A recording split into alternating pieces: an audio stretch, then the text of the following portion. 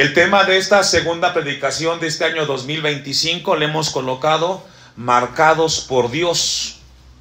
Marcados por Dios.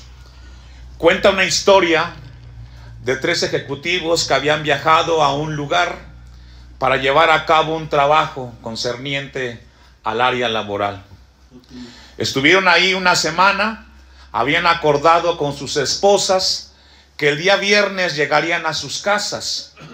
Organizaron toda la semana para poder coordinar y llevar a cabo todo el trabajo completo en esa semana. Y el día viernes se dirigen los 3 ejecutivos hacia el aeropuerto para tomar el avión de regreso y estar con sus familias como habían acordado. En el aeropuerto surge un incidente que marca la vida de uno de ellos. Mientras se dirigían para tomar su vuelo, tomar el avión, estaba una persona vendiendo manzanas. Había colocado una mesa y había puesto manzanas sobre la mesa. Y como iban los ejecutivos corriendo sin darse cuenta, tiraron las manzanas de esta persona, de esta mujer. Como estaban sobre el tiempo, 2 de ellos corrieron para no perder el avión. El tercero pensó y dijo: me voy a regresar. No puedo dejar lo que se le cayó a esta mujer. Él voltea y la mujer comenzaba a tientas a buscar las manzanas para poderlas recoger. El tercer ejecutivo se regresa y comienza a ayudarle a recoger las manzanas. Se da cuenta que algunas están mayugadas, que ya no sirven, y le dice: te voy a pagar por las manzanas que están mayugadas, y le dejó 500 pesos. Su asombro de esta persona, de este ejecutivo, es que la mujer era ciega, no veía. Y cuando la mujer se percata que este hombre le está ayudando, le dice: ¿eres tú Jesús? ¿Eres tú Jesús? ¿Es Jesús el que me está ayudando? Esta historia, hermanos, nos habla de que no importa la tarea que estemos haciendo o la premura que tengamos por hacer las cosas, los hijos de Dios colocamos por encima de todo la palabra del Señor. Obviamente este ejecutivo llegó tarde, perdió el avión, perdió su vuelo, pero hizo una obra bondadosa, generosa, que nos habla de cómo podemos reflejar a Dios en nuestro diario vivir. Esta historia es verídica, no es una historia inventada. Nos habla de una acción bondadosa que tuvo este hombre en compasión con esta mujer que era ciega. El día de hoy tenemos que darle atención a nuestro diario vivir. La palabra de Dios nos enseña a nosotros a que el carácter de Cristo se ha formado en cada uno de nosotros, para que en las actividades de nuestra vida cotidiana, cualesquiera que sean, y por encima de lo que estemos viviendo, podamos reflejar a Cristo en cada una de nuestras acciones. En el texto que hemos colocado con la ayuda de Dios, nos habla del carácter que debe de tener el cristiano. ¿Cuántos somos cristianos? En el tiempo del apóstol Pablo, antes de que leamos el versículo 3, y no solo en esto, dice Pablo, sino que también nos gloriamos en las tribulaciones. A veces es difícil poderse sentir tranquilo y contento cuando somos afligidos. Eso como que es muy contradictorio. Regularmente las tribulaciones nos afligen, nos cambian el semblante, nos desconciertan. Pero el apóstol Pablo vivía en un nivel, con un carácter de Cristo, en el cual mostraba algo que para usted y para mí en esta mañana es un desafío. ¿Cómo gloriarnos? ¿Cómo vamos a estar contentos cuando estamos en tribulaciones? Sabiendo, dice el texto 3, que la tribulación produce ¿qué? Paciencia. Es decir, los problemas del diario vivir nos enseñan que no podemos hacer más allá de lo que Dios permita que hagamos. Por más que nos esforcemos, lo que Dios determine así va a ser. Tenemos que aprender paciencia. En el tiempo del apóstol Pablo, en el primer siglo, había una máquina que se encargaba de hacer los impresos de la moneda del César y se llamaba carácter. En el griego su palabra es charácter. Y era como una prensa que colocaban el billete papel del César y le jalaban para poder imprimir la imagen del César y el valor en esos billetes. Esa es la palabra carácter, de ahí viene la palabra carácter.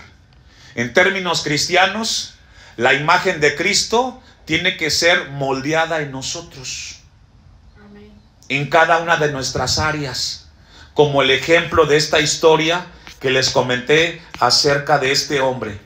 La palabra de Dios tiene que marcar nuestros corazones.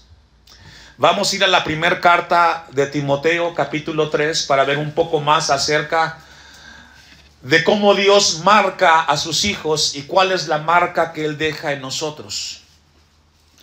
El carácter de Dios en nosotros se va desarrollando día a día en cada una de las actividades que realizamos de nuestra vida cotidiana. Repito, el cristiano tiene que ser formado día a día en su vivir cotidiano con la palabra de Dios en nuestros corazones. No somos cristianos únicamente los domingos, no. Somos cristianos los 7 días de la semana y todas las horas que comprenden la semana que vivimos. Tenemos que tener conciencia de eso. No solamente los domingos nos colocamos la aureola, no. Todos los días somos la luz en este mundo y somos la sal de esta tierra. Amén. Dice el apóstol Pablo acerca del carácter: palabra fiel, es decir, la palabra de Dios es digna de confiar de ella. Si alguno anhela obispado, buena obra desea. Aquí habla de liderazgo. El obispo tiene que ver con el líder de la iglesia, con el pastor. Pero también se puede aplicar con los padres de familia.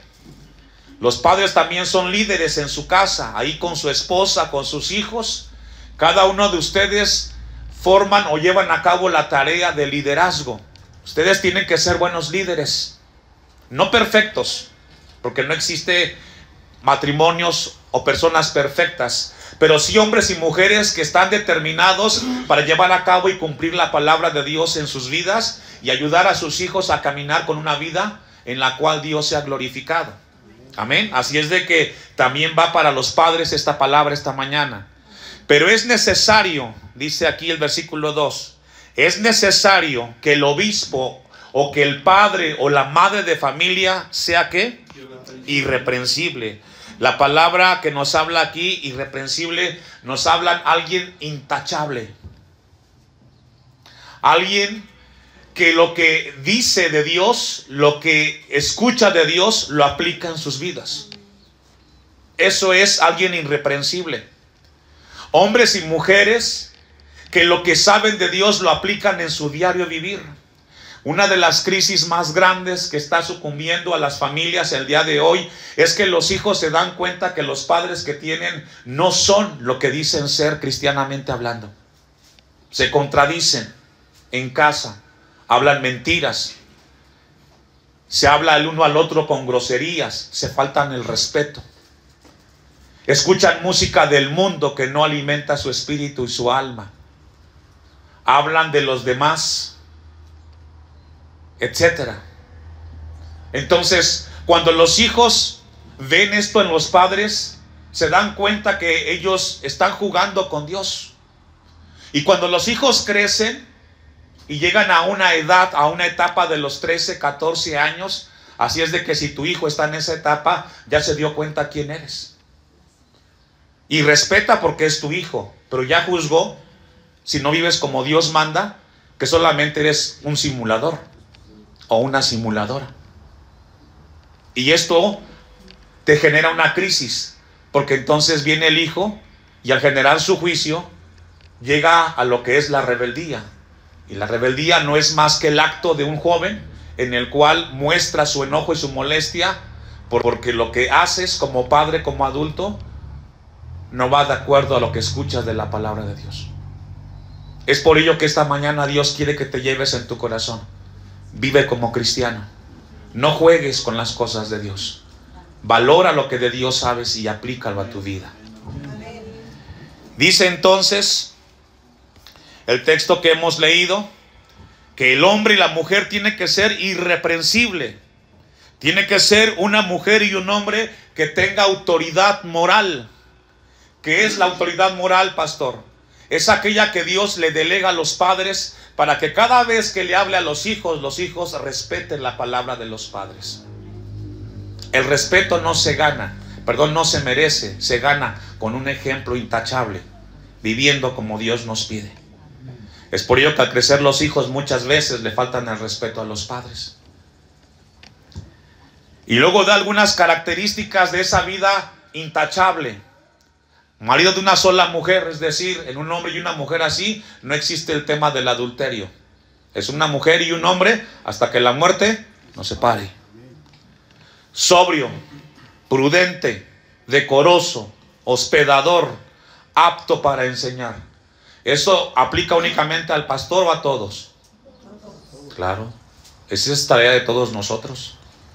Pastor, pero yo no tengo la gracia para hacerlo. Bueno, tenemos que ser diligentes, leer la Biblia, orar, y Dios dará de su gracia para poder cumplir con esa tarea. No dado al vino, es decir, no en los excesos del mundo.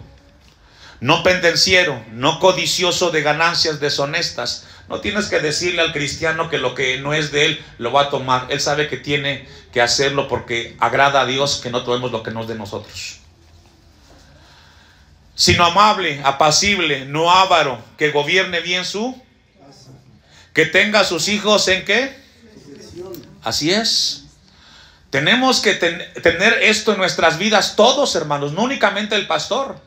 Todos tenemos que tener con esa tarea. En casa hay que trabajarlo. Es ahí donde Dios nos marca y la gente se da cuenta que ese hogar es cristiano, porque usted hace el trabajo. Obviamente no hay ninguna garantía, porque a veces he visto padres que hacen un esfuerzo muy grande con los hijos, pero de repente los hijos al que sea toman su decisión. Pero no quedó en usted darle la enseñanza que Dios le dio a usted. Cada quien va a decidir qué hace con su vida cuando los hijos crecen. Pero que no quede en los padres el no haber hecho lo que les compete en cuanto a enseñar las cosas de Dios. 5. Pues el que no sabe gobernar su propia casa, ¿cómo cuidará? ¿De qué? De la iglesia. En la Biblia hay varios ejemplos de cómo Dios cambió a las personas y les fue cambiando su carácter. Uno de ellos es Jacob. Jacob era hijo de Isaac y tenía como hermano ¿a quién? A Esaú. Y la palabra Jacob significa engañador. ¿Qué hizo Jacob con Esaú? ¿O con su papá? Lo engañó para que pudiera tener la bendición de la primogenitura, ¿cierto? Pero Dios se dio cuenta de esto porque Dios lo sabe. Y Dios trabajó en su vida. Vamos a leer la historia en Génesis 32, 24. No podemos ser como Jacob. Dios tiene que trabajar en nuestras vidas para que nuestro carácter pueda ser usado en las manos de Dios. Génesis 32, 24. La historia es Jacob con Esaú, hermanos. Así se quedó Jacob solo y luchó con el varón hasta que rayaba el alba. Aquí el contexto es de que después de que Esaú se entera de que Jacob de manera maliciosa engañó a su padre para que le diera a él la primogenitura, Esaú lo quiere matar. Fíjese, el hermano quiere matar al hermano. Y entonces Dios trabaja en la vida de Jacob. Y cuando el varón vio que no podía con él, tocó el sitio del encaje de su muslo, aquí de Jacob, y se descoyuntó el muslo de Jacob mientras con él luchaba. Y dijo: déjame, porque raya el alba. Y Jacob le respondió: no te dejaré si no me bendices. Y el varón le dijo: ¿cuál es tu nombre? Y él le respondió: ¿qué? Jacob, ¿qué significa? Mentiroso, adulador y engañador. Y el varón le dijo: no se dirá más tu nombre Jacob. Fíjese, ese encuentro de Jacob con el ángel de Dios transformó su vida. Y la marca que quedó en Jacob como esa transformación fue que le lastimó la cadera. dice arriba, le desconyuntó. Y dice el versículo, no se dirá más tu nombre Jacob, sino que, y aquí es cuando nace el nombre de Israel. Aquí, en este momento, en este incidente, aquí nace la nación de Israel, el pueblo de Dios, a través de cómo Dios cambia el carácter y la personalidad de un hombre como Jacob. Ya no fue más engañador, ya no fue más mentiroso, ahora fue un hombre conforme al corazón de Dios. Y la señal que marcó a Jacob, o a Israel en este caso, es de que cuando caminaba cojeaba. Era una marca de que Dios había cambiado su vida. ¿Cómo aplicamos eso en nuestras vidas?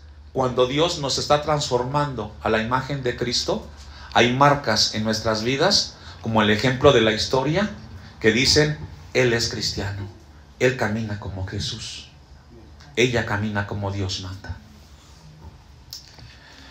Porque has luchado con Dios y con los hombres y has vencido. 29. Entonces Jacob le preguntó y dijo, declárame ahora tu nombre. Y el varón respondió, ¿por qué me preguntas por mi nombre? Y le bendijo, y lo bendijo ahí. Y llamó Jacob el nombre de aquel lugar, ¿cómo? Peniel. Peniel, porque dijo, vi a Dios cara a cara. Y ahí está el significado de Peniel. Ver a Dios cara a cara. Y fue librada mi alma. Y cuando había pasado Peniel, le salió el sol. ¿Y qué pasó? Esa es la marca que transformó la vida de Jacob. El encuentro con Dios cambió su vida. No podemos salir de la presencia de Dios y seguir viviendo igual. No podemos salir de esta reunión solamente como que cumplimos con congregarnos y seguir viviendo como el mundo vive. No, algo debe de suceder. Dice aquí el pasaje que después de que esto sucedió, Jacob hizo algo. En ese lugar colocó algo. No podemos salir como entramos esta mañana de aquí, hermanos. Jacob luchó con Dios ahí, pero Dios transformó su vida y lo llevó a algo mejor.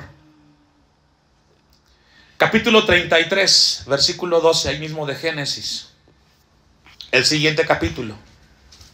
Esa marca que pasó en la vida de Jacob, ahora ha cambiado su nombre a Israel, trajo buenos dividendos.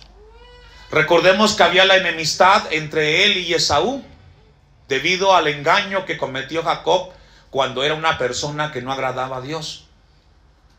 Les mencionaba que Esaú lo quería matar por obvias razones. Le había quitado algo preciado. Sin embargo, pasa el tiempo y con ese cambio llega el momento que se encuentra con su hermano y tienen que arreglar cuentas. No podemos huir de los problemas. Al final los problemas nos alcanzan y tenemos que aprender a arreglarlos. Y hay que hacerlo con la ayuda de Dios y con la guianza de Dios. Así es de que si tú tienes problemas en esta mañana sin solucionar, Dios te habla que tienes que arreglarlos porque ellos te van a alcanzar. Y cuando lleguen, tienes que darle solución. Y es mejor de la mano de Dios. 12, ¿está conmigo ahí? Amén. Y Esaú dijo, anda, vamos y yo iré delante de ti. Está el encuentro de los hermanos. Y Jacob le dijo, mi señor sabe que los niños son tiernos y que tengo ovejas y vacas paridas y se las fatigan, en un día morirán todas las ovejas. Esaú le pide a Jacob que caminen, que avancen. Jacob con toda su familia, ahora ya es Israel, pero en el fondo tiene miedo porque piensa que su hermano le quiere hacer daño, y con justa razón porque lo había engañado en el pasado. Tenía miedo Jacob. Dice, aquí van los niños, no me vayas a hacer daño. 14.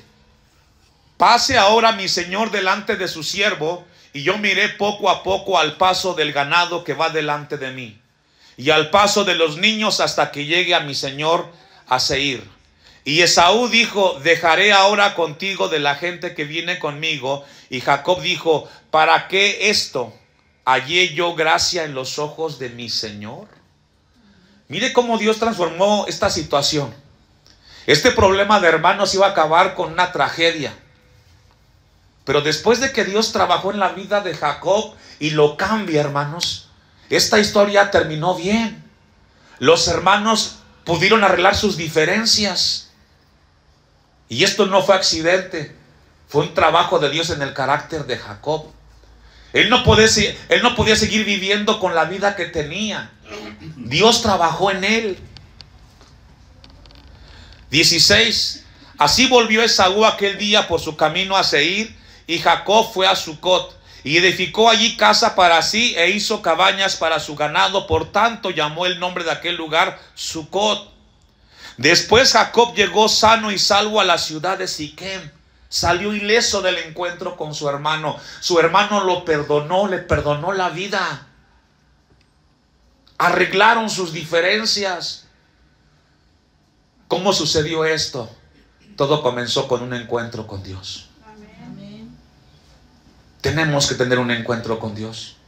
Amén. Para que comience a ordenar nuestras vidas. Amén. Después dice el 18, Jacob llegó sano y salvo a la ciudad de Siquem, que está en la tierra de Canaán, cuando venía Padán Aram, y acampó delante de la ciudad, y compró una parte del campo donde plantó su tienda de mano de los hijos de Hamor, padre de Siquem, con 100 monedas, y erigió ahí un altar. ¿Por qué un altar? Porque cada vez en aquel tiempo, cada vez que había un evento donde Dios ayudaba a su pueblo y había victoria, era para recordar cómo Dios había obrado. Y un altar representa tener comunión con Dios. Necesitamos nosotros tener esa comunión con Dios, y como lo hizo en ese momento Jacob. Lucas 22:31. Vamos a ver otro ejemplo rápidamente de cómo el carácter de otro hombre fue transformado. Y vamos a hablar de Pedro. ¿Alguien se recuerda cuál fue el nombre con el cual, o el nombre que le dieron sus padres al apóstol Pedro? Simón. Simón. Ese es el nombre original del apóstol Pedro. Pero también Simón fue un hombre impulsivo, un hombre muy arrebatado, y Cristo lo transformó y lo cambió. Esta mañana con esto Dios quiere hablarnos que si Dios no trabaja en nuestro carácter, va a ser muy difícil que Dios nos use. Tiene que haber cambios radicales en nosotros. Dice el versículo 31, dijo también el Señor: Simón, Simón, he aquí Satanás os ha pedido que para zarandearos como a trigo. Aquí recordemos que es antes de que Jesús sea crucificado. Y le dice a Pedro: Simón, Simón, vendrán tiempos difíciles, tendrán pruebas. Y obviamente las pruebas vinieron después de este momento. Una de ellas negó a Jesús. 32, pero yo he rogado por ti. Jesús le dice: yo he rogado por ti para que tu fe no falte, y tú, una vez vuelto, confirma ¿qué? A tus hermanos. Dice otra versión: pero he orado para que no pierdas tu fe. Cuando vuelvas a mí, ayuda a tus hermanos a ser más fuertes. Y eso es lo que esta mañana Dios hace con usted. Hablándole primero al pastor para que ustedes sean fuertes en su vida cristiana. Para animarlos. La palabra Pedro significa roca. Alguien fuerte. Escribió 2 cartas impresionantes el apóstol Pedro después de esto.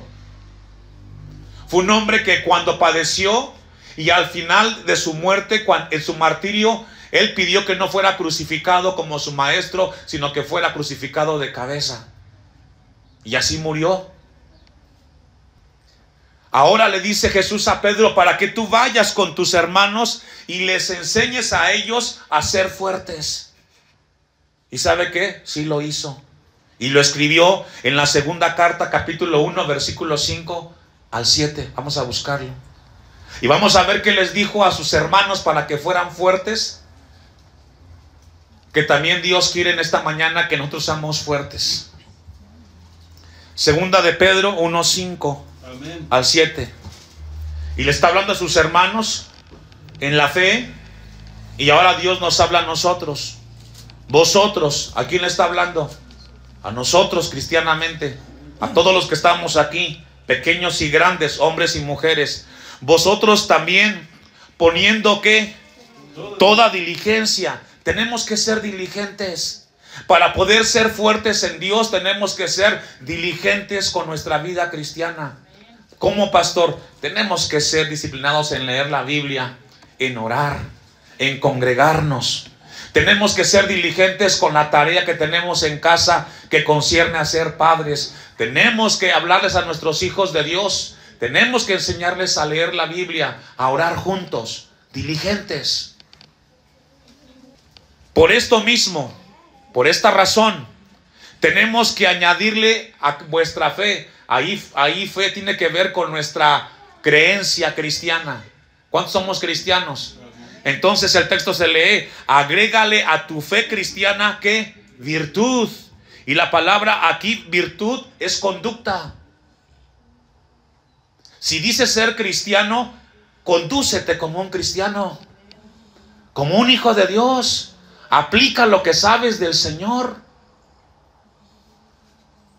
Agrégale a tu fe no solamente conducta, sino una buena conducta. Y luego dice a la fe virtud, y a la virtud ¿qué?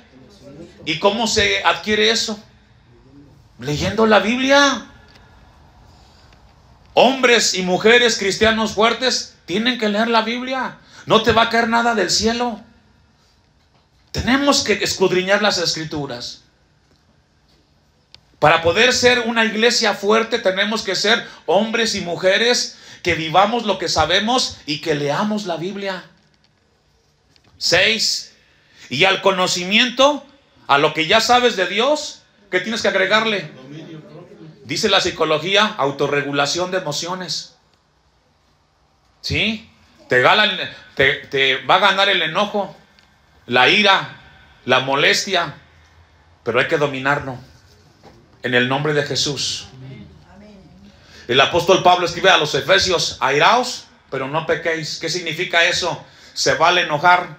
Es válido que te enojes por algo que no salió bien, pero no te da el derecho de ofender a tu pareja, ni de gritarle, ni de insultarla.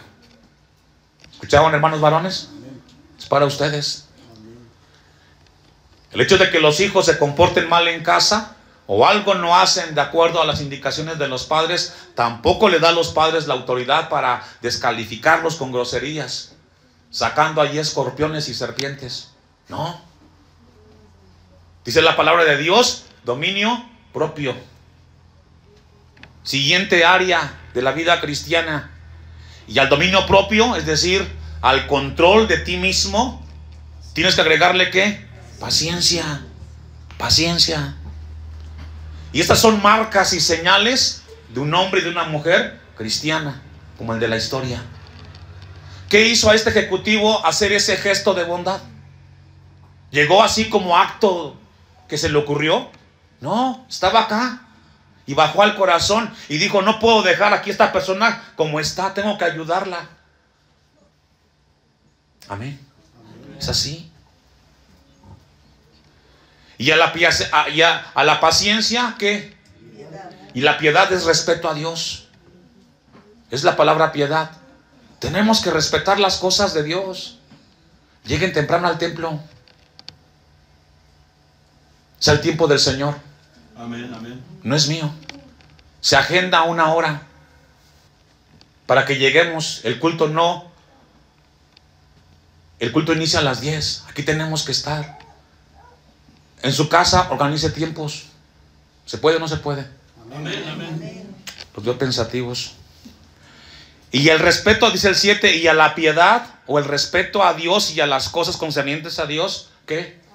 Afecto fraternal, es decir, si respetamos a Dios, al prójimo, al hermano que tenemos aquí.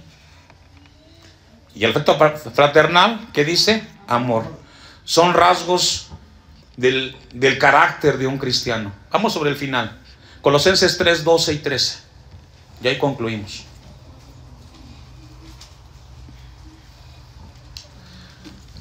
Y dice aquí, en esta carta, Colosenses 3, 12, vestíos. ¿A quién está hablando? Otra vez, a los cristianos. Aquí es una manera metafórica para hablar de actitudes que deben haber en nosotros. Vestíos pues como escogidos de Dios, es decir, tengan actitudes como hombres y mujeres que Dios los amó con amor eterno. ¿Quién nos escogió? Dios. Entonces, si Dios nos escogió, dice el texto, tenemos que tener virtudes. Y número 1 es santos. ¿Qué es santo? Apartado para Dios. Tenemos que vivir para Dios. Este mundo está de paso. Número 2, amados. Segundo rasgo de esta virtud, de entrañable misericordia, de benignidad, de humildad, de mansedumbre, de paciencia. 13, soportándoos, ¿qué? Qué complicadas son las relaciones interpersonales, ¿verdad? Qué complicada es a veces la convivencia en pareja. Aquí quizás llegan, pero les cuesta convivir en casa, hablarse, comunicarse. Pero tenemos que poner en práctica la palabra. Y soportar uno a otro significa que tienes que entender que tu pareja es distinta a ti, que tiene defectos y virtudes como tú, y tienes que aprender a convivir con ella. Amén. ¿A dónde nos vamos a ir? ¿Dónde vamos a ser mejor recibidos que en casa? No, tenemos que aprender a convivir, a ser tolerantes con la ayuda de Dios. Soportándoos unos a otros. Y luego viene la forma de cómo nos soportamos. Y perdonándonos unos a otros. Es decir, en ese convivir el uno con el otro van a haber fricciones, ¿cierto o no? Van a haber desaciertos. Cuando te equivocas, ¿qué tienes que hacer? Dígalo fuerte, todos. Díganlo con convicción. ¿O no lo hacen en casa? ¿Solo el pastor lo hace? Perdonándonos, pedir perdón. Te equivocaste, como dicen los chavos, la regaste, ve y pide disculpas. No hay otra forma, hermanos. Es la clave. Perdonándonos unos a otros. Si alguno tuviere queja contra otro, es decir, si tú tienes queja esta mañana, tienes que hacer lo que dice la Biblia. De la manera que Cristo te perdonó, así también, ¿qué? Hazlo. ¿Y cómo te perdonó Cristo? ¿A poco Cristo te recuerda lo que te perdonó? No, ¿verdad? Nos perdonó y ahí. Como la mujer que fue encontrada en adulterio, ¿qué le dijo? Vete y no peques más. O sea, Jesús nos perdona y te dice, ¿sabes qué? Te voy a perdonar, pero no sigas haciendo lo mismo. Marcados por Dios. Marcados y marcadas por Dios. Las marcas de Cristo deben de estar en nuestro diario vivir. Amén.